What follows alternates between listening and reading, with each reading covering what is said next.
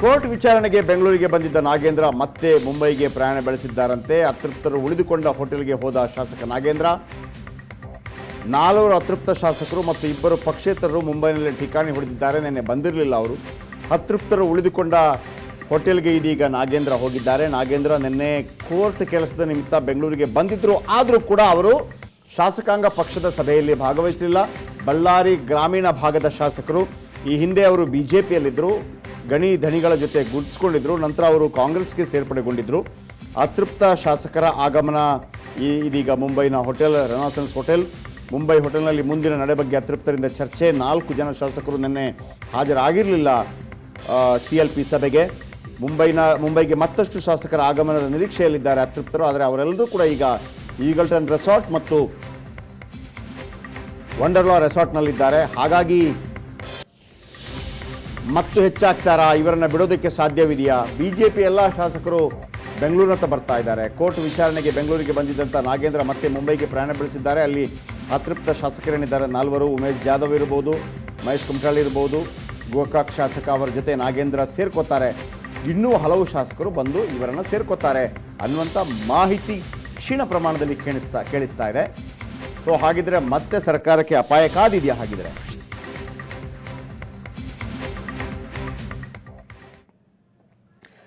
ಕಾಂಗ್ರೆಸ್ ಶಾಸಕಾಂಗ ಸಭೆಗೆ ಗೈರಾದ ಶಾಸಕರು ಹಾಗಿದ್ರೆ ರಾಜೀನಾಮೆ ಕೊಡ್ತಾರಾ? ಯಾಕಂದರೆ ನಾಗೇಂದ್ರ ಕೂಡ ಮತ್ತೆ ಹೋಗಿ ಜಾಯ್ನ್ ಆಗಿದ್ದಾರೆ. ಮೊದಲು ಆಪ್ತರಿಂದ ರಾಜೀನಾಮೆ ಕೊಡಿಸಲು ಗೋಕಾಕ್ ಶಾಸಕರು ಚಿಂತನೆ ನಡೆಸಿದ್ದಾರಂತೆ. ರಾಜೀನಾಮೆ ನೀಡಲು ಸಜ್ಜಾಗಿದ್ದಾರಂತೆ. ಚಿಂಚೋಳಿ ಕೈ ಶಾಸಕ ಉಮೇಶ್ ಜಾಧವ್ ಡಿಸೆಂಬರ್ 31 ತಾರೀಕಿನಂದು ಹೇಳಿದಂಥ ಮಾತನ್ನು ನೀವು ಕೇಳಿಸ್ಕೊಂಡಿದ್ದೀರಿ. ಅದು ಮಹೇಶ್ ಕುಮಟಳ್ಳಿ ಹೇಳಿದಂಥ ಮಾತು. ಯಾಕೆಂದರೆ ಎಲ್ಲಿ ಸಾಹುಕಾರ ಇರ್ತಾರೋ ಅಲ್ಲಿ ನಾವಿರ್ತೀವಿ, ಅವರಿಗೆ ತೊಂದರೆ ಆದರೆ ನಾವು ಬಿಡೋದಿಲ್ಲ ಅಂಥೇಳಿ. ಆದರೆ ಮೊದಲು ಇದೀಗ ಉಮೇಶ್ ಜಾಧವ್ ಅವರು ರಾಜೀನಾಮೆ ಕೊಡುವಂಥ ಸಾಧ್ಯತೆ ಇದೆ. ಅವರು ನಿನ್ನೆ ಒಂದು ಪತ್ರವನ್ನು ಸಿದ್ದರಾಮಯ್ಯನವರಿಗೆ ಬರೆದಿದ್ದರು. ಅನಾರೋಗ್ಯದ ನಿಮಿತ್ತ ಮತ್ತು ಭಾಳ ದೂರ ಇರೋ ಕಾರಣಕ್ಕಾಗಿ ಶಾಸಕಾಂಗ ಪಕ್ಷದ ಸಭೆಗೆ ಬರಲಿಕ್ಕೆ ಆಗೋದಿಲ್ಲ ಅಂಥೇಳಿ. ಹಾಗಾಗಿ ಟೆಕ್ನಿಕಲಿ ಒಂದು ವೇಳೆ ವಿಪ್ ಜಾರಿ ಆಗಿದ್ದರೂ ಕೂಡ ವಿಪ್ನಿಂದ ಯಾವುದೇ ತೊಂದರೆ ಆಗದ ಹಾಗೆ ಬಚಾವಾಗೋದಕ್ಕೆ ಇಂಥ ಒಂದು ಸೂತ್ರವನ್ನು ಅವರು ಕಂಡು ಹಿಡಿದಿದ್ರು.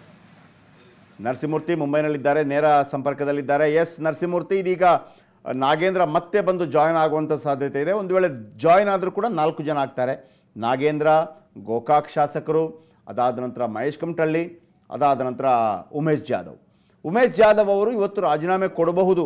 ಇದು ಎಷ್ಟು ಸತ್ಯ, ಇದು ಎಷ್ಟು % ಪ್ರೂವ್ ಆಗುತ್ತೆ? ಇವತ್ತೇ ಪ್ರೂವ್ ಆಗುತ್ತಾ? ಉಮೇಶ್ ಜಾಧವ್ ಅವರ ತಲೆಯಲ್ಲಿ ಏನು ಓಡ್ತಾ ಇರ್ಬೋದು? ಯಾಕಂದರೆ ಶಾಸಕಾಂಗ ಪಕ್ಷದ ಸಭೆಗೆ ಅವರು ಬರಲಿಲ್ಲ, ಆದರೂ ಟೆಕ್ನಿಕಲಿ ಯಾವುದೇ ಎರರ್ ಆಗಬಾರ್ದು ಅಂಥೇಳಿ ಒಂದು ಪತ್ರವನ್ನು ಸಿದ್ದರಾಮಯ್ಯನವರಿಗೆ ಬರೆದಿದ್ದರು. ಹಾಗಿದ್ದರೆ ಅತೃಪ್ತರ ಮುಂದಿನ ನಡೆ ಏನು ನರಸಿಂಹಮೂರ್ತಿ? ಜಯಪ್ರಕಾಶ್, ಈಗಾಗಲೇ ಹೇಳಿದಂತೆ ನಿನ್ನೆ ಮತ್ತು ಮೊನ್ನೆ 2 ದಿನ ಕೋರ್ಟ್ ಕೇಸ್ನಲ್ಲಿ ಬೆಂಗಳೂರಿಗೆ ಬಂದಂಥ ನಾಗೇಂದ್ರ ಅವರು ನಿನ್ನೆ ರಾತ್ರಿ ವೇಳೆಗೆ ಅತೃಪ್ತರ ಜೊತೆಗೆ ಸೇರಿಕೊಂಡಿದ್ದಾರೆ. ಇದೀಗ ಅತೃಪ್ತರ ಸಂಖ್ಯೆ 4 ಕಾಂಗ್ರೆಸ್ ಶಾಸಕರು ಮತ್ತು 2 ಪಕ್ಷೇತರ ಶಾಸಕರು, ಒಟ್ಟು 6 ಜನ ಮುಂಬೈನಲ್ಲಿದ್ದಾರೆ ಅನ್ನೋದು ಕೂಡ ಇದೀಗ ಸ್ಪಷ್ಟವಾಗಿದೆ. ಆದರೆ ರಾಜೀನಾಮೆ ನೀಡುವ ವಿಷಯದ ಬಗ್ಗೆ ಇನ್ನೂ ಕೂಡ ಯಾವುದೇ ರೀತಿಯಂಥ ಸ್ಪಷ್ಟ ಮಾಹಿತಿ ದೊರೆತಿಲ್ಲ. ಮೊದಲಿಗೆ ಇವತ್ತು ಗೋಕಾಕ್ ಶಾಸಕರು ರಾಜೀನಾಮೆ ನೀಡ್ತಾರೆ ಅಂತ ಮಾಹಿತಿ ಹೊರಗೆ ಬಂದಿತ್ತು. ತದನಂತರ ಏನಂದರೆ ಜಾಧವ್ ಮತ್ತು ಅತನಿ ಶಾಸಕರು ಇಬ್ಬರು ಕೂಡ ರಾಜೀನಾಮೆ ನೀಡ್ತಿರುವಂಥ ಮಾಹಿತಿ ಬಂದಿತ್ತು.